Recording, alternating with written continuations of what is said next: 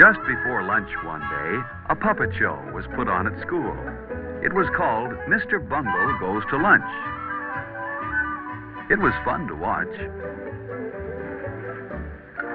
In the puppet show, Mr. Bungle came to the boys' room on his way to lunch. He looked at his hands. His hands were dirty, and his hair was messy. But Mr. Bungle didn't stop to wash his hands or comb his hair. He went right to lunch. Then, instead of getting into line at the lunchroom, Mr. Bungle pushed everyone aside and went right to the front. Even though this made the children laugh, no one thought that was a fair thing to do. Then, in the lunchroom, Mr. Bungle was so clumsy and impolite that he knocked over everything, and no one wanted to sit next to him. And when he finally knocked his own tray off the table, that was the end of the puppet show. The children knew that even though Mr. Bungle was funny to watch, he wouldn't be much fun to eat with. Phil knew that a Mr. Bungle wouldn't have many friends. He wouldn't want to be like Mr. Bungle. Later, Miss Brown said it was time for the children who ate in the cafeteria to go to lunch. She hoped there weren't any Mr. Bungles in this room.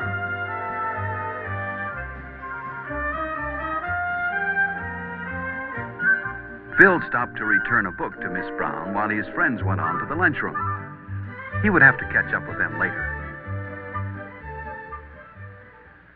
On his way to catch up with his friends, Phil almost walked past the boys' room, but he stopped and thought. Were his hands clean? No, they were a little dirty. Phil remembered that Mr. Bungle didn't wash his hands. Mr. Bungle's hair was messy, too. Phil didn't want to be like Mr. Bungle.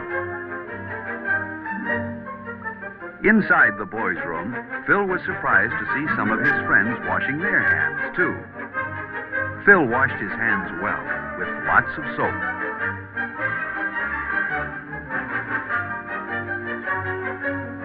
Then he rinsed the soap off. Phil dried his hands well, too. When he was finished, he threw the paper towel in the basket where it belonged. And then he made sure that his hair looked neat. Now, Phil and his friends were ready for lunch.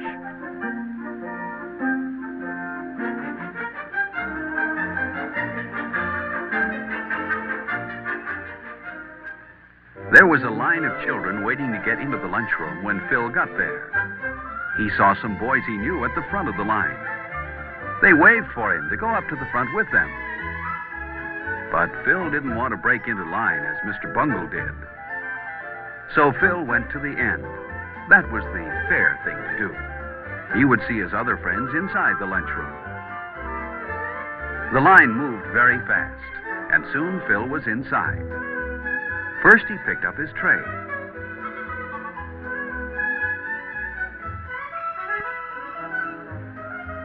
Then he got his silverware. He put his knife, fork, and spoon neatly on the tray. And then he slid his tray along.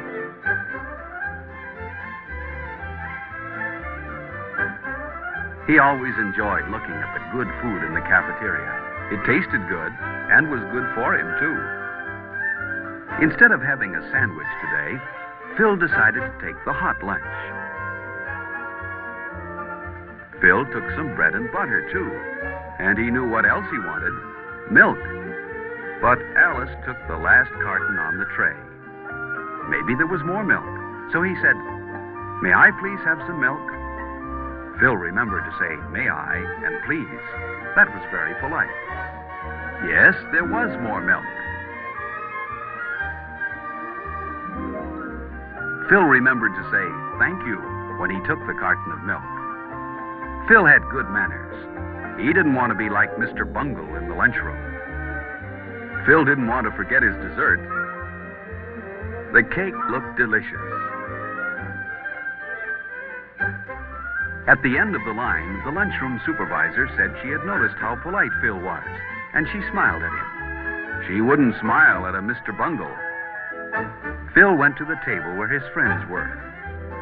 He put his tray down carefully, pulled out his chair quietly, and sat down. He knew his friends wouldn't like a noisy Mr. Bungle at their table. There was someone Phil liked, Freddie. He always brought his lunch from home. It looked good. Freddie had a sandwich, an apple, a cookie, and milk. Before Phil began to eat, he always put a napkin on his lap. So did Freddie. Everyone liked Freddie. He was very polite. For example, if he had food in his mouth when someone talked to him, he always took time to chew the food with his mouth closed and swallow before he answered. Phil noticed how straight and tall Freddie usually sat. Freddie kept his feet on the floor, too. Phil would rather be like Freddie than like Mr. Bungle. Another polite person everyone liked was Alice. For example, when Alice sneezed, she covered her mouth and nose. This protected her friends at the table from any germs. While Phil and his friends ate, a boy ran past their table. You shouldn't run in the lunchroom. Only Mr. Bungle would do that. Phil and his friends wouldn't like to have a Mr. Bungle at their table. Then lunchtime wouldn't be as much fun as it is. Phil ate slowly and enjoyed his lunch. Finally, he had eaten everything except his dessert. He saved his cake for last. Only a Mr. Bungle would eat his dessert before he'd finished the rest of his lunch. And Phil wasn't a Mr. Bungle. The cake was good. Phil drank his milk carefully. Some children are messy when they drink milk, but not Phil. As each of Phil's friends finished, they didn't leave the table, but waited for all the others to finish eating too. Phil was the last one done. He wiped his mouth and hands carefully with his napkin. Then he cleaned the table where he sat. He didn't want to leave his place at the table dirty. Everyone at the table cleaned his own place well. But look at that table. It was left very messy. Phil thought a Mr. Bungle must have sat there. But Phil didn't want to be like Mr. Bungle, so he put his chair neatly into place.